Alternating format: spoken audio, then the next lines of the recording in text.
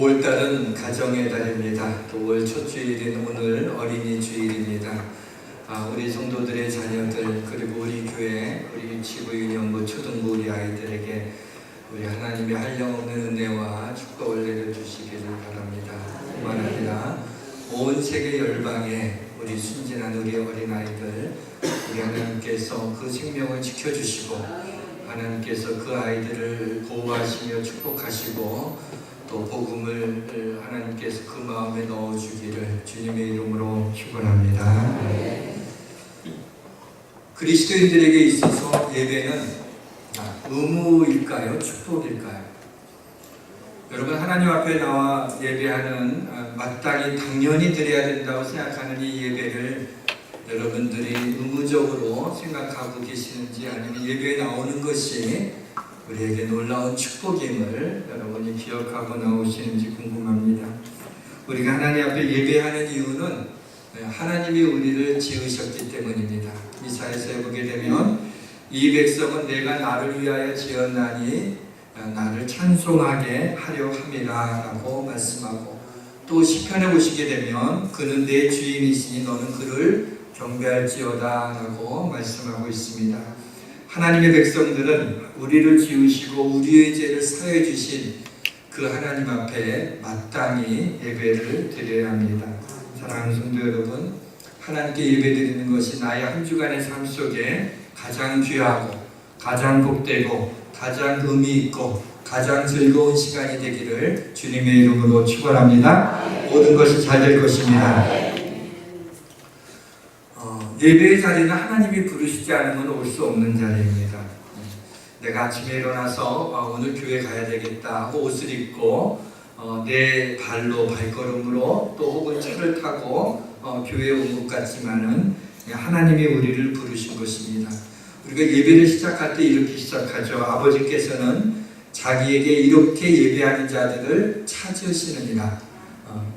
하나님께서 예배하는 자들을 찾으신다고 말씀하고 있습니다. 그래서 찾으셔서 우리를 예배의 자리로 불러주신 것입니다. 오늘 읽었던 이 요한계시록의 이 본문의 말씀은 천상의 예배, 하늘 예배의 광경입니다. 상징적인 언어로 기록되어 있기 때문에 참 이해하기가 우리가 쉽지는 않지만은 우리가 천국에서 어떻게 예배가 드려지는지를 보여주고 있습니다. 어쩌면 우리가 이 땅에서 매주일마다 예배를 드리는데 그 예배 드리는 것은 천상의 예배를 조금이나마 미리 경험하도록 하는 것이 아닌가, 이런 생각이 듭니다. 이 시간에 우리 예배가 무엇인지에 대해서, 예배 시간이 우리에게 어떤 의미가 되는지에 대해서 생각해 보려고 합니다. 성령께서 깨닫게 해주시고 은혜를 베풀어 주시기를 주님의 이름으로 축원합니다. 첫째로 예배는 광야와 같은 이 땅의 고단한 삶 속에서 이 힘든 것들을 넉넉히 이기게 하시기 위해서 새 힘을 주시는 것이 바로 예배입니다. 이스라엘 백성들이 400여 년 동안 그 애굽에서 이집트에서 종살이를 했습니다. 그래서 너무 오랫동안 노예로 있으면서 이들이 힘드니까 그들의 조상들이 섬겼던 하나님 앞에 부르짖기 시작을 합니다. 우리를 이 고통에서부터 해방시켜 달라고, 이 애굽의 압제에서부터 우리를 건져 달라고 기도를 합니다. 하나님께서는 그 기도 소리를 들으셨습니다. 그리고 응답하시죠. 아브라함과 이삭과 야곱과 요셉에게 약속하셨던 대로 이스라엘 백성들을 하나님이 약속한 적과 꿀이 흐르는 가나안 땅으로 인도해 주시기 위해서 그 약속을 이스라엘 백성들의 기도 소리에 응답하셔서 우리 하나님께서 이스라엘 백성들을 애굽에서 이렇게 엑소도스하게 합니다. 이렇게 탈출시키죠. 이집트의 파라오가 놔주질 않으니까 10가지 재앙이 임하면서 이제 이집트의 바로왕도 이제 나가라, 너희들 징글징글 맞다, 이제 가라. 그래서 10가지 재앙이 일어난 다음에 이제 애굽에서 나오게 됩니다. 그러나 앞에 홍해바다가 놓여 있었는데 하나님께서 기적을 발휘시켜서 밤새도록 동풍이 불어 바다에 그 마른 땅에 나타나게 되는, 홍해가 갈라지게 되는 그런 놀라운 경험을 하게 됩니다. 이스라엘 백성들이 하나님의 행하시는 놀라운 기적들을 보면서 하나님을 찬양하게 됩니다. 그리고 그 홍해 바다를 건너서 이제 가나안 땅에 들어가기 위하여 그 광야길을 걸어가게 됐습니다. 그런데 얼마 되지 않아 3일이 지난 다음에 마실 물이 없게 되니까 이스라엘 백성들이 광야 길이 너무나 험하니까 길로 인하여 마음이 상하고 마실 물이 없어서 목이 타는 것 같이 괴로우니까 하나님을 원망하기 시작을 합니다. 원망하고 울면서 이런 얘기를 하죠. 우리가 애굽에 있을 때는 값없이 생선과 오이와 참외와 부추와 파와 마늘을 먹은 것이 생각나거늘 여기까지 와서 이게 우리가 무슨 고생을 하고 있느냐 그러면서 울기 시작하는 이스라엘 백성들의 모습을 볼 수 있어요. 여러분, 애굽에서 건져내달라고 여기 너무나 노예로 살아가는 게 힘들다고 하나님 건져달라고 그렇게 부르짖었던 사람들이었어요. 하나님이 기적 가운데 기적적인 은혜로 이들을 이제 가나안으로 인도하시기 위하여 광야길로 들어서게 했는데 너무나 힘드니까는 이들이 지난 날을 다 잊어버리고 그만 하나님 앞에 원망과 불평을 쏟아놓기 시작을 합니다. 자, 여기에서 중요한 게 있어요. 이스라엘 백성들이 이 광야길을 걸으면서 여러분 어디를 바라보고 걸어가야 됐어요? 하나님이 약속한 가나안 땅을 생각하고 걸어가야 되는 거였어요. 그런데 이스라엘 백성들은 그것을 생각하지 못하고 오늘의 이 곤고함을 지난날에 차라리 애굽에 있을 때가 더 나았다라고 생각하면서 애굽을 회상하게 되었다는 거죠. 이스라엘 백성들이 애굽에서 나온 이유가 가나안에 들어가기 위해서였는데 이스라엘 백성들이 광야 생활하는 가운데 너무 힘드니까는 그만 가나안을 바라보지 못하고 애굽을 바라보았던 것입니다. 그래서 이와 같이 울면서 불평과 원망이 터져 나온 거죠. 예배라고 하는 것은 뭐냐면 우리가 이 땅에 광야와 같은 우리의 인생길을 걸어가게 됩니다. 그렇게 걸어가게 될 때 너무 삶이 힘들고 고단하죠. 그럴 때 우리는 저 천국을 바라보며 하나님이 약속하신 그 땅을 생각하며 소망 가운데 오늘을 걸어가야 되는데 그러지 못하고 나의 삶의 현실에 힘든 것들을 뒤돌아보면서 우리의 인생길이 되돌아가게 될 때 그때 우리의 삶은 힘들게 되는 것입니다. 요한계시록이 기록될 당시에는 로마의 그 도미티안 황제가 있었어요. 얼마나 박해를 했는지 몰라요. 믿는 사람들이 하루하루를 겨우 견디면서 이렇게 살았습니다. 왜냐하면 그 박해가 너무 심했기 때문에. 사도 요한도 밤모섬에서 말할 수 없는 고통 가운데 지내는데 어느 날 환상을 보게 됩니다. 그 환상을 본 것이 요한계시록이에요. 그래서 요한계시록의 그 환상을 보면서 거기에 오늘 그 요한계시록 4장에 나와 있는 말씀은 바로 천상의 예배를 보게 된 겁니다. 거기에 보면서 그 놀라운 광경을 보면서 말할 수 없는 기쁨과 그 영광이 가득한 예배를 보고 영광의 하나님을 보게 됩니다. 그러면서 그 요한계시록을 통해서 그리스도를 믿는 당시에 박해를 받고 있는 사람들한테 하나님께서 우리에게 이 천상의 예배를 보여주셨다. 그래서 하나님이 우리와 함께 하시고 하나님이 여러분들을 도우실 것이며 하나님이 여러분의 삶을 인도해 주실 것이다. 그래서 소망을 가지고 이 박해를 잘 견디어 이기고 나가자라고 이야기를 해준 것이 바로 요한계시록입니다. 시편 73편에 보게 되면 아삽이라고 하는 사람이 시를 썼어요.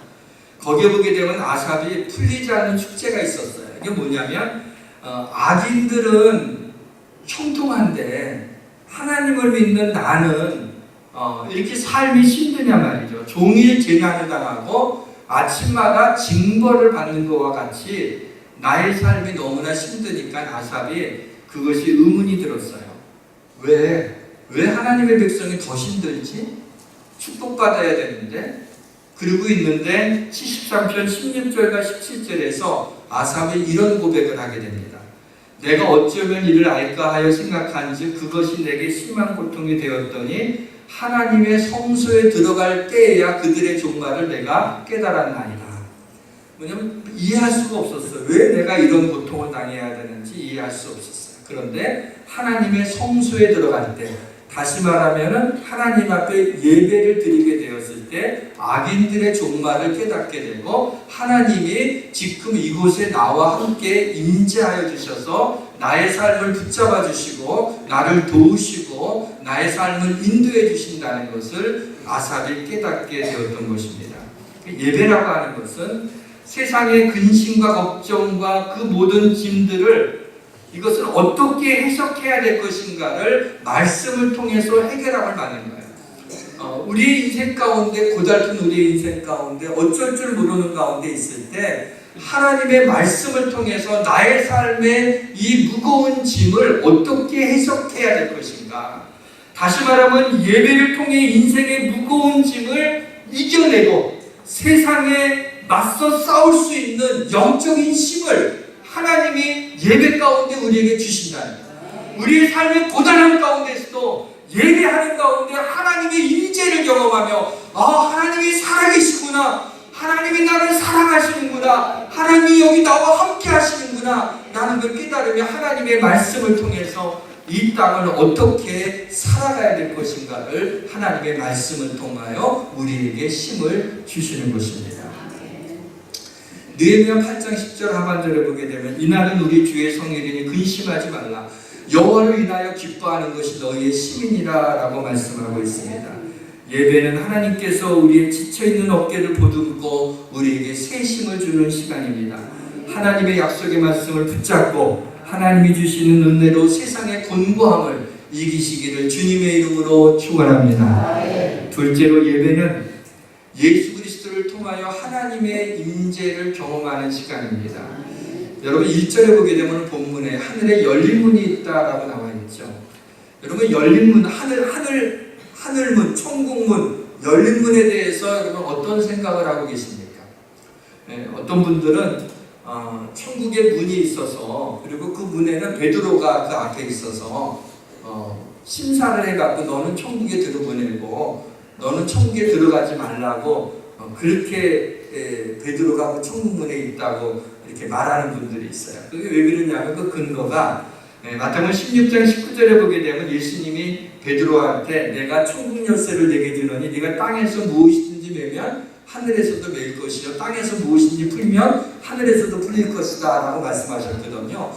여기에 이제 그 천국 열쇠를 줬다는 거죠.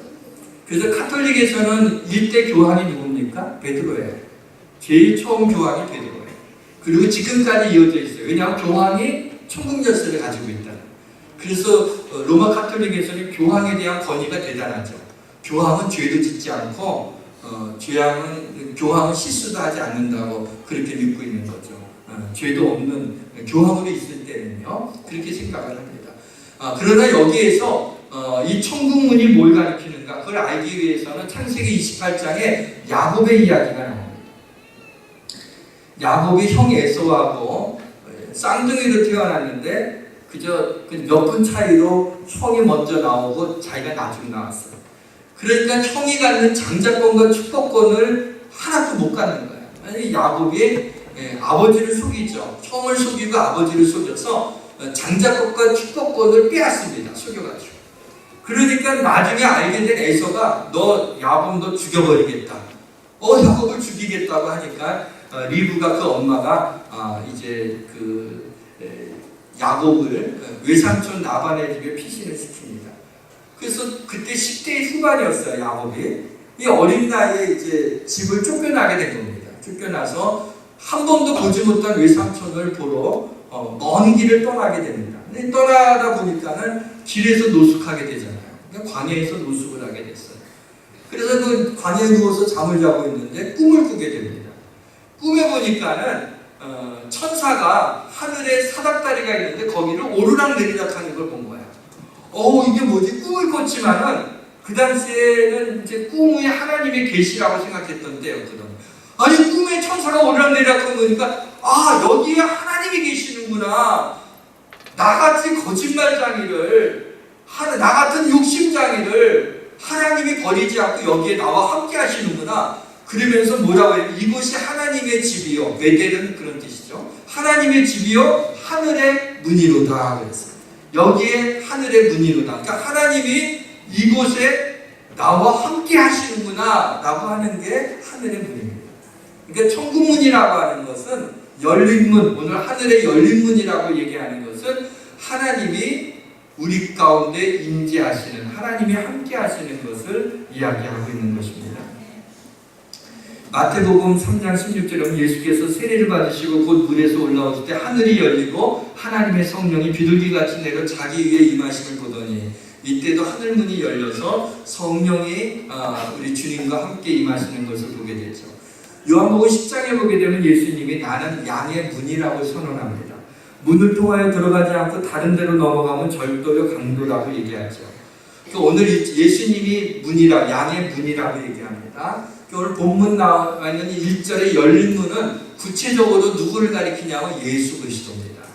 예수 그리스도가 열린 문이에요.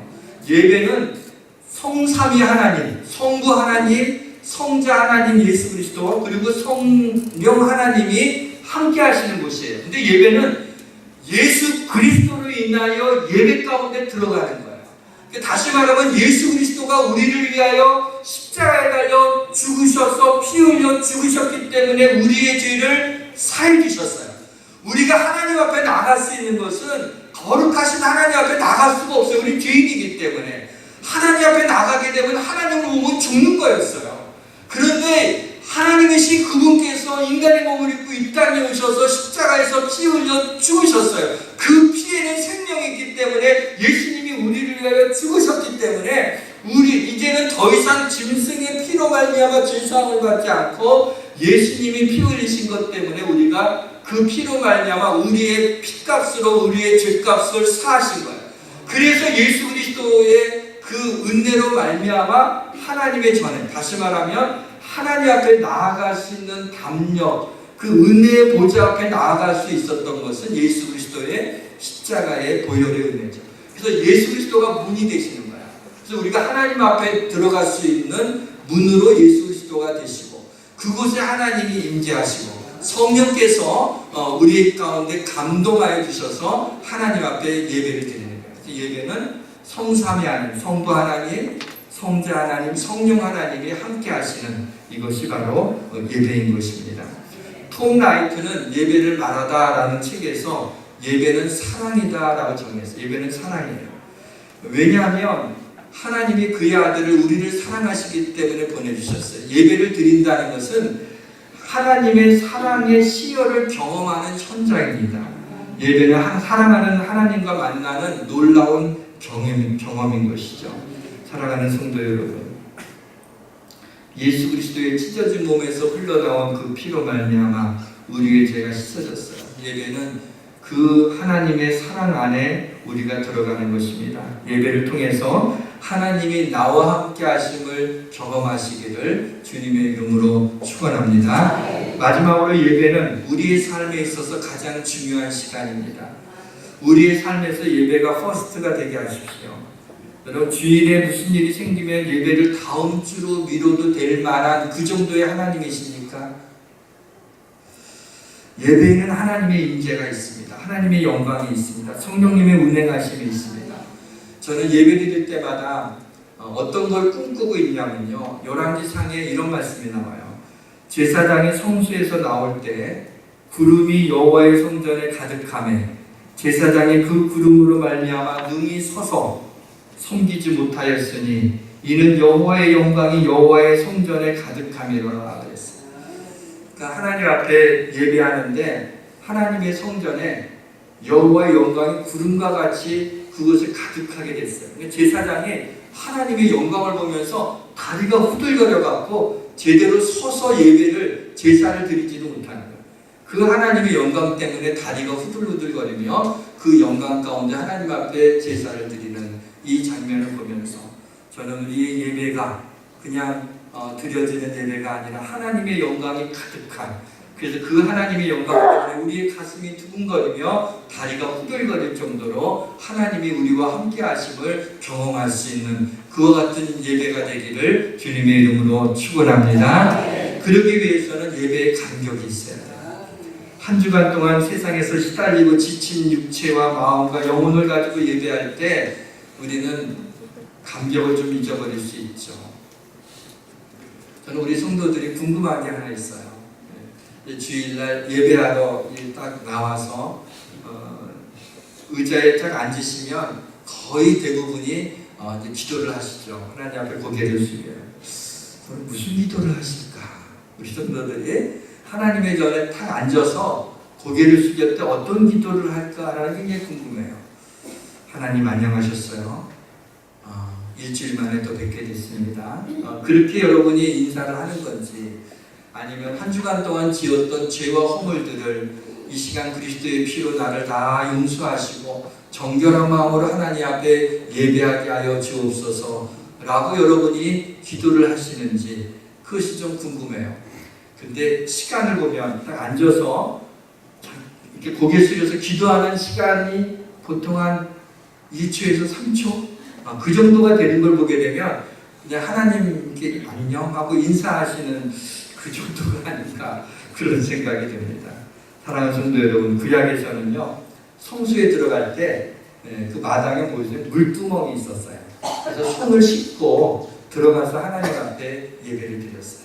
우리가 하나님 전에 딱 나와서 예배를 드리기 전에 우리의 죄와 허물을 번제로 하나님 앞에 불로 태워서 이 죄사함을 받고 하나님 앞에 그 죄사함을 받은 감격과 기쁨을 가지고 하나님 앞에 예배를 드립니다. 하나님이여 이곳에 임재하셔서 오늘 하나님의 말씀을 통해서 나에게 주시는 말씀을 깨닫게 하시고 그 말씀으로 힘을 얻어서 세상에 나가 승리하게 하여 주시옵소서. 그렇게 기도하면서 나가셔야 되는 겁니다. 예배는 하나님 앞에 이렇게 나가는데, 예배가 없이도 우리는 감격할 수 있죠. 다른 일 때문에 감격할 수 있지만 감격이 없는 예배가 있어서는 안 되는 것입니다. 이제 말씀을 마무리 짓도록 하겠습니다. 사랑하는 성도 여러분, 예배를 통해서 광야와 같이 고단한 우리의 인생길을 넉넉히 이길 수 있는 그런 은혜와 힘을 하나님의 말씀을 통해 얻으시기를 주님의 이름으로 축원합니다. 사랑하는 성도 여러분, 예배를 통해서 하나님의 임재를 경험해서 이 신앙의 신비를 경험하며 예배의 감격을 회복하시기를 주님의 이름으로 축원합니다. 여러분이 드리는 예배를 우리 하나님이 받으실까요? 여러분, 하나님은 우리의 예배를 받으신다는 것을 기억하시길 바랍니다. 왜냐하면 하나님이 예배하는 자들을 찾으셔서 우리를 부르셨어요. 하나님의 전에 나와 예배하게 하셨어요. 그 예배를 하나님이 받으시는 것입니다. 우리의 예배를, 그러니까 우리가 하나님 앞에 예배 드릴 때 하늘나라에서는 천군 천사들이 날개를 흔들며 목소리를 높여 찬양할 것입니다. 여러분 한 사람 한 사람이 하나님의 영광을 예배 가운데 목도하시기를 주님의 이름으로 축원합니다. 우리 하나님을 찬양하겠습니다. 완전하신 나의 주,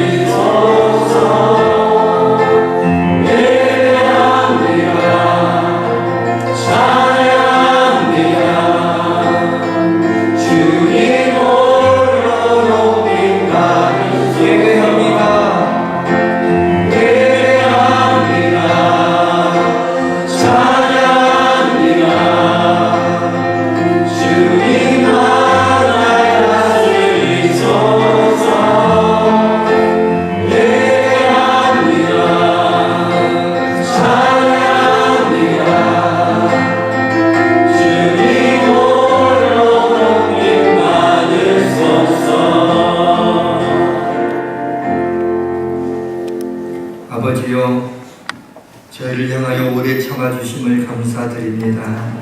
지금까지 예배를 소홀히 해왔음을 고백하고 용서를 구합니다.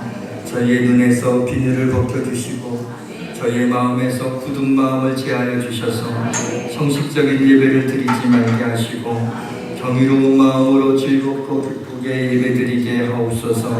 이제 새롭게 예배를 향한 여정을 시작할 수 있도록 도와주시기를 바랍니다. 예수 그리스도의 이름으로 기도합니다. 아멘.